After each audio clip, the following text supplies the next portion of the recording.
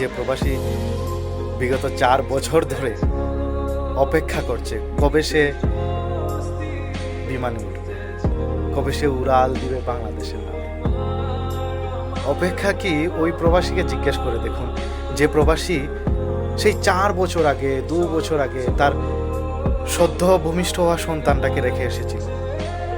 অপেক্ষা কি তাকেই জিজ্ঞেস করুন, যে প্রবাসী ফ্যামিলি ছাড়া থাকতে পারে না, মা বাবা ছাড়া থাকতে পারে না, কিন্তু 4 বছর ধরে এই প্রবাসে আছে। তার মনটা চায় দেশে যাওয়ার জন্য।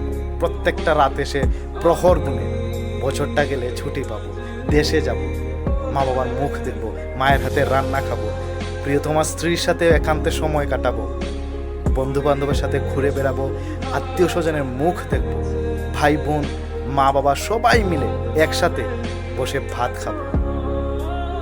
অপেক্ষা কি তাকেই জিজ্ঞেস করো।